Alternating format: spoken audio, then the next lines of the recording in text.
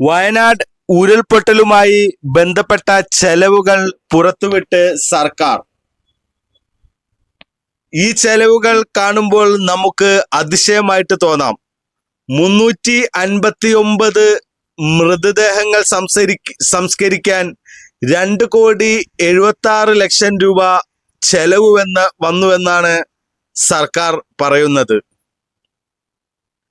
മുണ്ടക്കൈ അതേപോലെ ചൂരൽമല എന്നിവിടങ്ങളിലാണ് ഉരുൾപൊട്ടൽ ഉണ്ടായത്.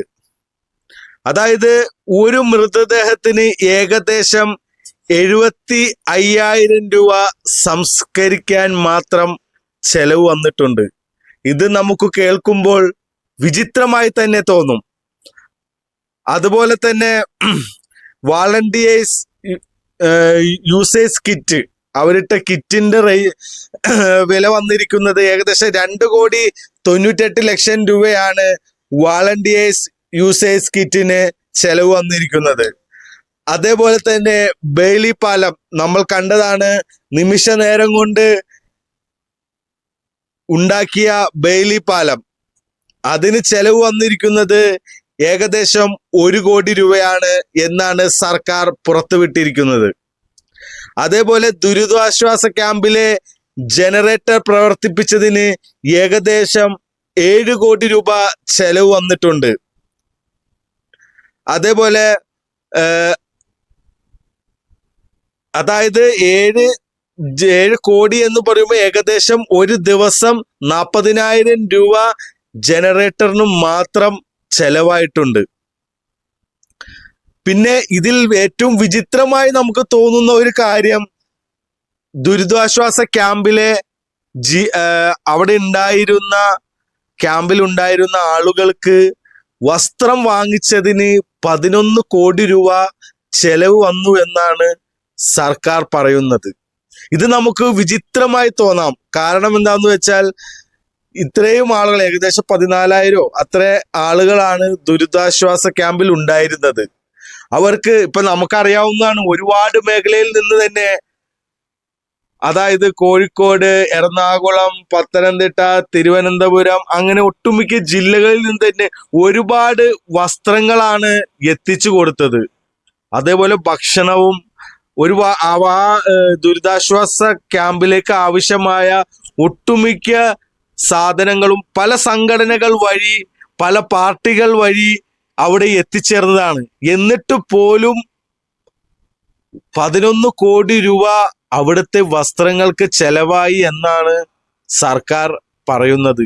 ഈ ഒരു റേറ്റ്, അതായത് ഈ പറയുന്ന ഒരു റേറ്റ് കേട്ടപ്പോഴാണ് നമുക്ക് ഇതിൽ കള്ളത്തരമുണ്ടോ, അത് ഇത് എത്രത്തോളം സത്യമാണ് എന്ന് നമുക്ക് വിശ്വസിക്കാനേ പറ്റുന്നില്ല. കാരണം ഏകദേശം അവിടെ ഉണ്ടായ ആളുകളുടെ കണക്കെടുക്കുമ്പോൾ ഒരാൾക്ക് 30,000 രൂപയുടെ ഡ്രസ് കൊടുത്തു എന്നാണ് നമ്മൾ ചിന്തിക്കേണ്ടത്. കാരണം 11 കോടി രൂപ വരുമ്പോൾ അവിടെ ഉണ്ടായിരുന്ന ആളുകളെ വെച്ച് നോക്കുമ്പോൾ ഒരാൾക്ക് 30,000 രൂപ ഡ്രസ്സിന് മാത്രം ചെലവ് സർക്കാർ കൊടുത്തിട്ടുണ്ട് എന്ന് പറയുന്നുണ്ട്.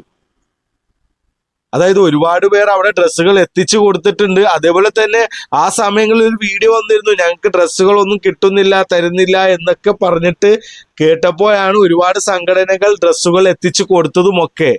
അതേപോലെ തന്നെ ഒരു മൃതദേഹം സംസ്കരിക്കാൻ ഇത്രയും ചെലവ് എങ്ങനെ വന്നു സർക്കാരിന്? അതായത് ആ മൃതദേഹം സംസ്കരിക്കാനുള്ള സ്ഥലം കൊടുത്തത് എസ്റ്റേറ്റ് ഉടമയാണ്. അതേപോലെ സന്നദ്ധ പ്രവർത്തകരാണ് അവിടെ ആ മൃതദേഹം സംസ്കരിക്കാനുള്ള കാര്യങ്ങൾ ചെയ്തത്. അപ്പൊ അതൊക്കെ വെച്ച് നോക്കുമ്പോൾ പിന്നെ എങ്ങനെയാണ് ഇത്രയും ചെലവുകൾ അവിടെ വന്നേക്കുന്നത്? സർക്കാർ തന്നെ പറയുന്നുണ്ട്, ഇനിയും ചെയ്യാനുള്ള കാര്യങ്ങൾ വെച്ചിട്ടാണ് ഈ മെമ്മോ ഇറക്കിയേക്കുന്നത് എന്നാണ് സർക്കാർ പറയുന്നത്. പക്ഷേ മൃതദേഹം സംസ്കരിച്ച കാര്യങ്ങളൊക്കെ കഴിഞ്ഞുപോയ കാര്യങ്ങളാണ്. അതിൽ ഇനി വീണ്ടും വീണ്ടും ചെലവുകൾ അതിന് ഇനി വരുന്നില്ല. ഒരു റീത്തിന് പോലും ഭയങ്കര വിലയാണ് സർക്കാർ ഇട്ടിരിക്കുന്നത്. എന്തിനാണ് സർക്കാർ ഇങ്ങനെ ചെയ്യുന്നത്?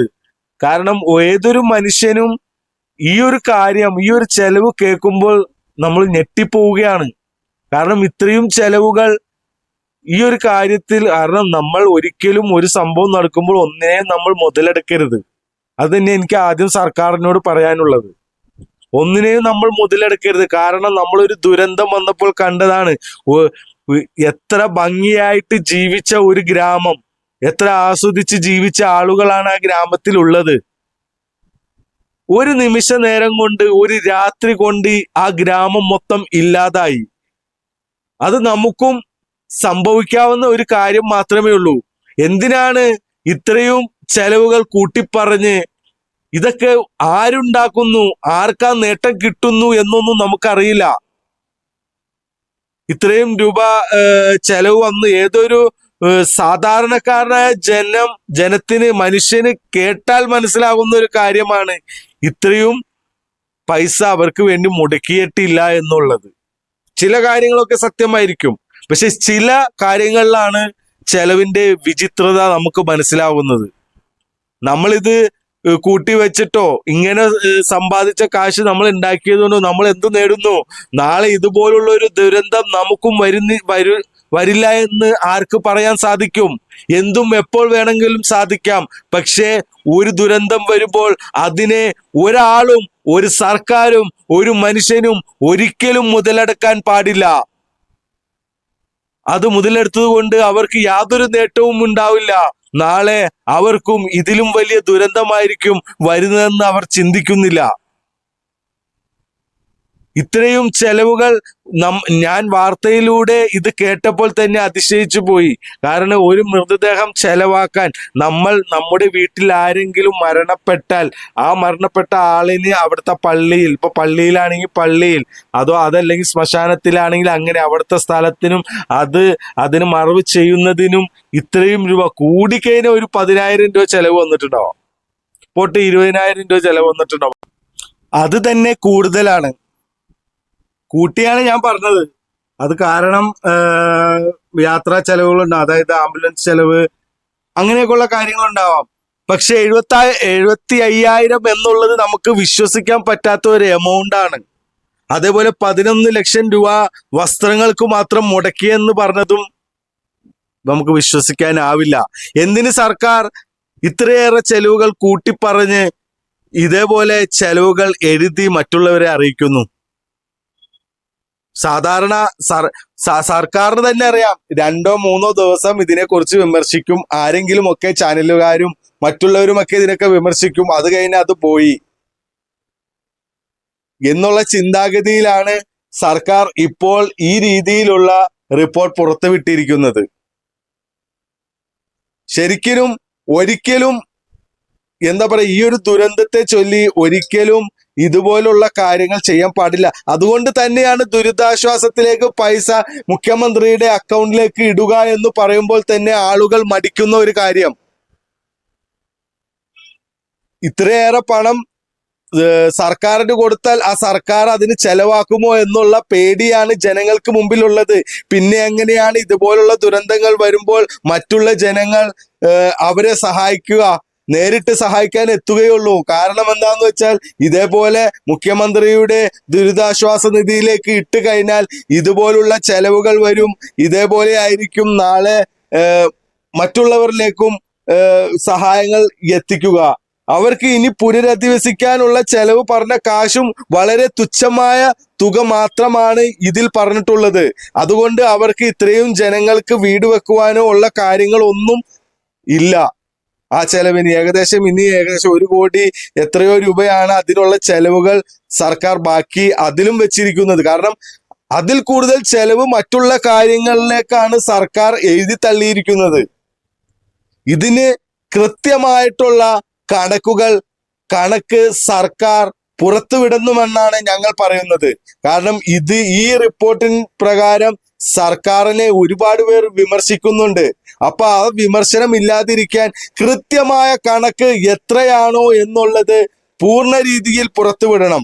കാരണം ഇത്രയും വിമർശനം വന്നപ്പോൾ അവർ പറയുന്നുണ്ട് ഇതൊരു മെമ്മോയാണ്, ഇനിയും ഉള്ള ചെലവുകൾ കൂടി കണക്കിലെടുത്ത് ഒരു മെമ്മോ, അതായത് ഒരു ഏകദേശ രൂപം മാത്രമാണ് വിട്ടേക്കുന്നതെന്ന് പറഞ്ഞു. ഒരിക്കലും ഏകദേശ രൂപം വിട്ടേക്കുന്നത് എന്തുകൊണ്ടാണെന്ന് നമുക്ക് ഏതൊരു മനുഷ്യനും ചിന്തിക്കാവുന്ന ഒരു കാര്യമുള്ളൂ. ഈ റിപ്പോർട്ട് വരുമ്പോൾ എങ്ങനെ ജനങ്ങൾ പ്രതികരിക്കും എന്നായിരിക്കും.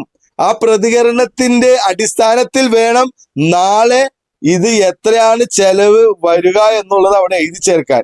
ആരും പ്രതികരിച്ചില്ലെങ്കിൽ ഈ ചെലവ് തന്നെ അവിടെ എഴുതി വെക്കും. പൂർണ്ണ റിപ്പോർട്ട് വരുമ്പോൾ ആരും പ്രതികരിക്കുകയാണെങ്കിൽ ഇതിൽ എന്തെങ്കിലുമൊക്കെ അവിടെയൊക്കെ കുറച്ച് കൂട്ടിയൊക്കെ ചെയ്യാമെന്നുള്ള ഉദ്ദേശത്തോടു കൂടിയാണ് സർക്കാർ ഇങ്ങനെ റിപ്പോർട്ട് ഇറക്കിയതെന്ന് ഈ റിപ്പോർട്ടിലൂടെ നമുക്ക് മനസ്സിലാക്കാം. എനിക്ക് തോന്നിയ കാര്യം അതാണ്. കാരണം ഇപ്പോൾ ഈ റിപ്പോർട്ട് പുറത്തു വന്നു. യഥാർത്ഥ റിപ്പോർട്ട് എഴുതേണ്ടത് എങ്ങനെയാണ് എന്ന് മുൻപേ തീരുമാനിക്കാൻ വേണ്ടിയാണ് ഇപ്പോൾ ഈ റിപ്പോർട്ട് ജനങ്ങളിലേക്ക് പുറത്തു വിട്ടിരിക്കുന്നത്. അപ്പോൾ ഇതിനെതിരെ ആളുകൾ എന്താണോ പ്രതികരിക്കുന്നത് ആ പ്രതികരിക്കുന്ന രീതിയിലായിരിക്കും അടുത്ത റിപ്പോർട്ട് പുറത്തു വരിക. ആരും പ്രതികരിച്ചില്ലെങ്കിൽ ഈ റിപ്പോർട്ട് തന്നെ വരും. ഇതിൽ നിന്നുണ്ടായ കൂടുതൽ തുക സർക്കാരോ സർക്കാർ അധികൃതരോ ഇതിൽ നിന്ന് മുക്കിയിട്ടുണ്ടാവും എന്ന് തന്നെ നമുക്ക് തീർത്ത് പറയാൻ സാധിക്കും. അപ്പോൾ ഇതാണ് നിലവിൽ സർക്കാർ പുറത്തുവിട്ട റിപ്പോർട്ട് പ്രകാരമുള്ള തുക. ഓരോ കാര്യത്തിനും ഇത്ര രൂപ ചെലവാക്കി എന്നുള്ള രീതിയിലാണ് സർക്കാർ പുറത്തുവിട്ടിരിക്കുന്നത്. അപ്പൊ തീർച്ചയായിട്ടും സർക്കാർ ഇതിന്റെ പൂർണ്ണ രൂപം ജനങ്ങളിലേക്ക് എത്തിക്കേണ്ടതാണ്. എന്നാൽ കറക്റ്റ് ആയിട്ടുള്ള തുക തന്നെ എത്തിക്കണം. 1 രൂപ പോലും ഈ ഒരു സമയത്ത് ഈ ഒരു ദുരന്തത്തിന്റെ പേരിൽ സർക്കാരോ സർക്കാർ ജീവനക്കാരോ എടുക്കാൻ പാടില്ല എന്ന് തന്നെയാണ് നമ്മൾ പറയുന്നത്. അപ്പൊ ഞാൻ ഇത്രയും പറഞ്ഞുകൊണ്ട് എന്റെ ഇന്നത്തെ വീഡിയോയുടെ അവസാനിപ്പിക്കുകയാണ്. വീണ്ടും